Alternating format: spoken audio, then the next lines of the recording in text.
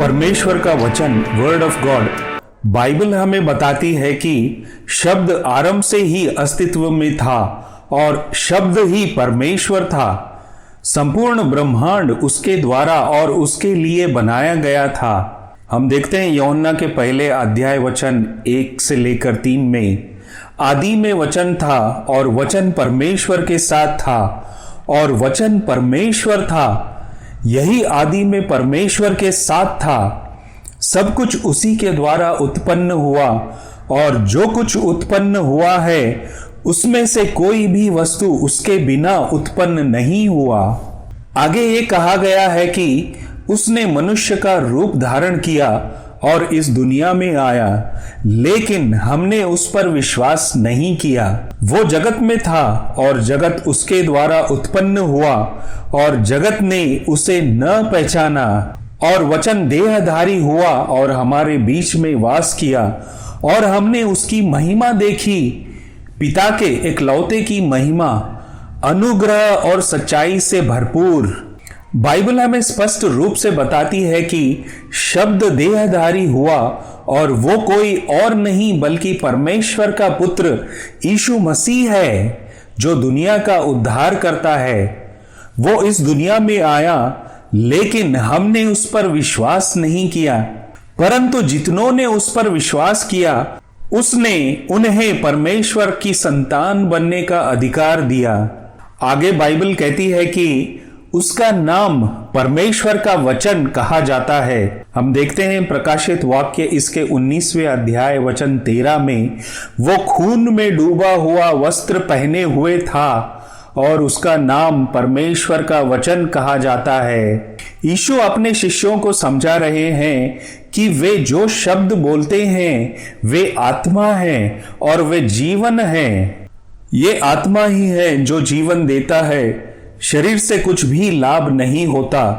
जो बातें मैं तुमसे कहता हूं वे आत्मा हैं और जीवन है। परमेश्वर का वचन हमें अनंत जीवन देता है। यही कारण है कि यीशु ने कहा, मनुष्य केवल रोटी से नहीं परंतु परमेश्वर के मुख से निकलने वाले हर एक वचन से जीवित रहेगा। यीशु ने कहा, यदि कोई मुझसे प्रेम रखता है तो वो मेरा वचन मानेगा और मेरा पिता उससे प्रेम रखेगा और हम उसके पास आएंगे और उसके साथ अपना घर बसाएंगे। प्रियो, यदि कोई पवित्र परमेश्वर आपके साथ या आपके अंदर अपना घर बनाता है तो आप कितने महान व्यक्ति होते, क्योंकि ब्रह्मांड का राजा आपके साथ रहना चाहता है। उसने कहा, पवित्र बनो क्योंकि मैं पवित्र हूं। जैसा कि यीशु ने कहा, जीवन का जल तुम में से बहेगा और बहुत से लोग धन्य होंगे। आगे यीशु कहते हैं, धन्य हैं वे जो परमेश्वर का वचन सुनते हैं और उसका पालन करते हैं। रिफॉर्मेशन के समय में बाइबल का आम भाषा में अनुवाद निषिद्ध था।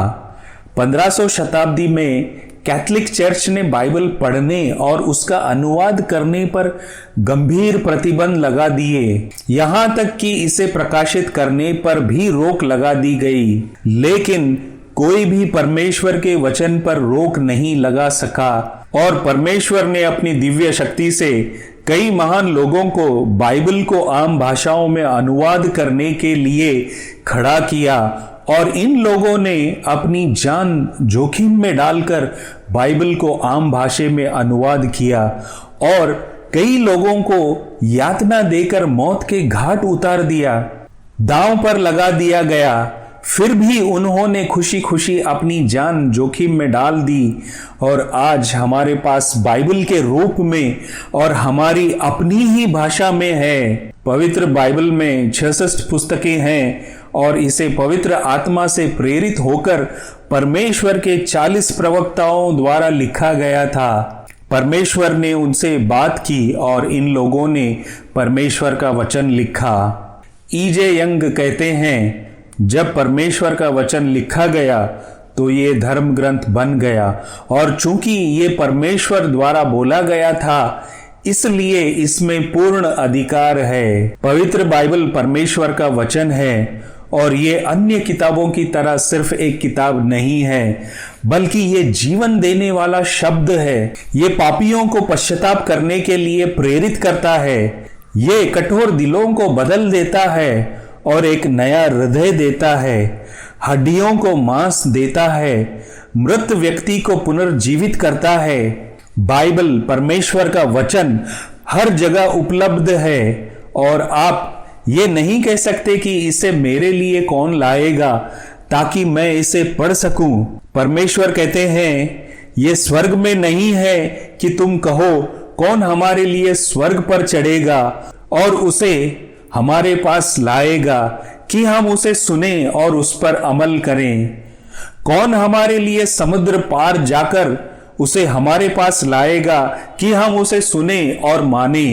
परंतु वचन तुम्हारे निकट और तुम्हारे मुंह और तुम्हारे हृदय में है कि तुम उस पर चलो। ये हम देखते हैं व्यवस्था विवरण इसके 30वें अध्याय वचन 12 से लेकर 14 में। बाइबल हमें बताती है कि सारा पवित्र शास्त्र परमेश्वर की प्रेरणा से रचा गया है और उपदेश, ताड़ना, सुधार और धर्म की शिक्षा के लिए लाभदायक है। आइए देखें कि भविष्यद्वक्ता और राजा परमेश्वर के वचन के बारे में क्या कहते हैं। यदि किसी भविष्यद्वक्ता ने स्वप्न देखा हो तो वह उसे बताए, परंतु जिस किसी ने मेरा वचन सुना हो तो वो मेरा वचन सच्चाई से सुनाए। यहोवा की ये वाणी है, कहाँ भूसा कहाँ गेहूं। यहोवा की ये भी वाणी है, क्या मेरा वचन आग सा नहीं है? फिर क्या वो ऐसा हथौड़ा नहीं जो पत्थर को फोड़ डाले? परमेश्वर का प्रत्येक शब्द शुद्ध है। वो उन लोगों के लिए ढाल है जो उस पर भरोसा रखते हैं। मैंने तेरा वचन अपने हृदय में छुपा रखा है कि मैं तेरे विरुद्ध पाप ना करूं। तेरा वचन मेरे पांव के लिए दीपक और मेरे मार्ग के लिए उजियाला है। मूसा ने इस्राएलियों को दिन रात परमेश्वर के वचन पर मनन करना और अपने बच्चों को सिखाना और अपने घरों की चौखटों पर लिखना सिखाया। परमेश्वर कहता है, जिस प्रकार से वर्षा और हिम आकाश से गिरते हैं और वहां यूं ही लौट नहीं जाते, वरना भूमि पर पड़कर उपज उपजाते हैं, जिससे बोने वाले को बीज और खाने वाले को रोटी मिलती है, उसी प्रकार से मेरा वचन भी होगा जो मेरे मुख से निकलता है। वो व्यर्थ ठहरकर मेरे पास न लौटेगा, परंतु जो मेरी इच्छा है उसे वो पूरा करेगा और जिस काम के लिए मैंने उसको भेजा है उसे वो सफल करेगा। ये हम देखते हैं यशाया के 55वें अध्याय वचन 10 से लेकर 11 में। यीशु ने कहा, आकाश और पृथ्वी टल जाएंगे परंतु मेरी बातें कभी न टलेंगी। पौलुस अपने प्रिय तीमुथियुस को एक पत्र लिखा और कहा कि तू वचन का प्रचार कर, समय और असमय तैयार रहे, सब प्रकार की सहनशीलता और शिक्षा के साथ उल्हाना दे और डांट और समझा। यीशु मसीह के शिष्यों में से एक यूहन्ना परमेश्वर के वचन को ये कहते हुए साक्ष्य दे रहे हैं, उस जीवन के वचन के विषय में जो आदि से था, जिसे हमने सुना और जिसे अपनी आंखों से देखा, वरना जिसे हमने ध्यान से देखा और हाथों से छुआ। यहां पर यूहन्ना यीशु मसीह के बारे में कह रहे हैं, वचन पर चलने वाले बनो, सुनने वाले नहीं।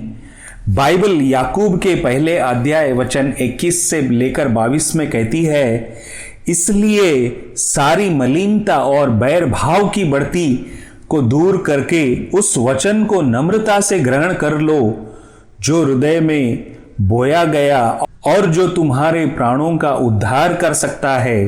परंतु वचन पर चलने वाले बनो और केवल सुनने वाले ही नहीं जो अपने आप को धोखा देते हैं। कई मसीही सोचते हैं कि केवल मसीही होने और यीशु के नाम पर चलने से वे अपने पापों से बच जाएंगे, लेकिन मेरे प्यारे दोस्तों, बाइबल हमें स्पष्ट रूप से बताती है कि ऐसी चीजें हमें हमारे पापों से नहीं बचा सकती।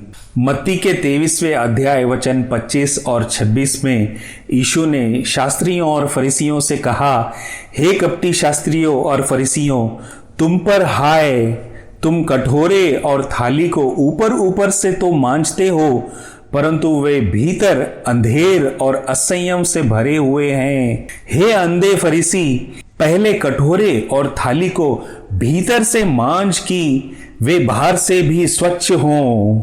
आगे यीशु ने कहा, यदि कोई मुझसे प्रेम रखता है तो वो मेरे वचन पर चलेगा और मेरा पिता उससे प्रेम रखेगा। यदि हम उसका वचन सुने और उसमें बने रहें तो वो हमें अनंत जीवन देगा। यह हम देखते हैं यूहन्ना के 5वें अध्याय वचन 24 में, मैं तुमसे सच सच कहता हूँ, जो मेरा वचन सुनता है और मेरे भेजने वाले पर विश्वास करता है, अनंत जीवन उसका है और उस पर दंड ना दिया जाएगा, परंतु वो मृत्यु से पार होकर जीवन में प्रवेश कर गया है। परमेश्वर के एक महान सेवक चार्ल्स स्पर्जियन ने अपनी पुस्तक स्पर्जियन सरमन नोट्स वॉल्यूम 2 में लिखा है कि शब्द प्रलोभित को प्रलोभन पर विजय पाने की शक्ति देगा। परमेश्वर वचन के माध्यम से शैतान के हर हमले पर विश्वासियों की जीत सुनिश्चित करता है। यही शस्त्र यीशु ने जंगल में इस्तेमाल किया था। जब भी हम उसके नाम पर काम करना चाहते हैं तो हमें शक्ति के साधन के रूप में अपने राजा परमेश्वर के शब्द पर भरोसा करना चाहिए। आगे कहते हैं, इसका प्रचार करें, क्योंकि परमेश्वर के वचन के अलावा कोई भी चीज कठोर दिलों को नहीं तोड़ सकती, निराश लोगों को सांत्वना नहीं दे सकती, विश्वास नहीं ला सकती या पवित्रता पैदा नहीं कर सकती। इसे प्रार्थना में निवेदन करें, क्योंकि प्रभु निश्चित रूप से अपने वादे निभाएंगे और उन्हें अच्छा बनाने के लिए अपनी शक्ति लगाएंगे। इसे अपने मन और हृदय में ग्रहण करें, क्योंकि जहां दिव्य सत्य को संजोया जाएगा वहां आध्यात्मिक शक्ति का भंडार होगा। इसका अभ्यास करें, क्योंकि कोई भी ऐसा जीवन प्राप्त नहीं कर सकता जो प्रभु के उपदेशों के अनुसार व्यवस्थित हो। सच्चे धर्मांतरण प्राप्त करना किसी भी परिवर्तन का कोई मूल्य नहीं है, जब तक कि ये सत्य के वचन द्वारा नहीं किया जाता है। चर्च में आदेश परमेश्वर के वचन द्वारा बनाया और संरक्षित किया जाता है। संतों को वचन द्वारा शिक्षा दी जाती है, शिक्षित किया जाता है, पवित्र किया जाता है और पोषित किया जाता है।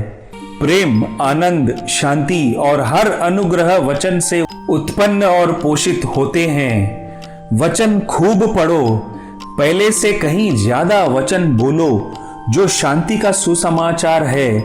राजा यीशु के वचन पर विश्वास करें और उसकी रक्षा करने के लिए साहसी बने।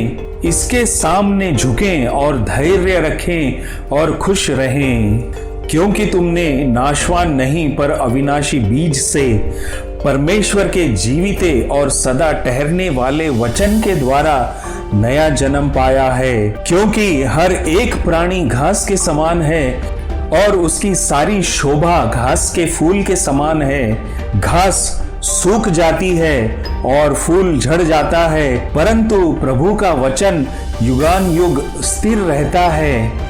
और यही सुसमाचार का वचन है जो तुम्हें सुनाया गया था। इसलिए सब प्रकार का बैर भाव और छल और कपट और ढा और निंदा को दूर करके नए जन्मे हुए बच्चों के समान निर्मल आत्मिक दूध की लालसा करो, ताकि उसके द्वारा उद्धार पाने के लिए बढ़ते जाओ।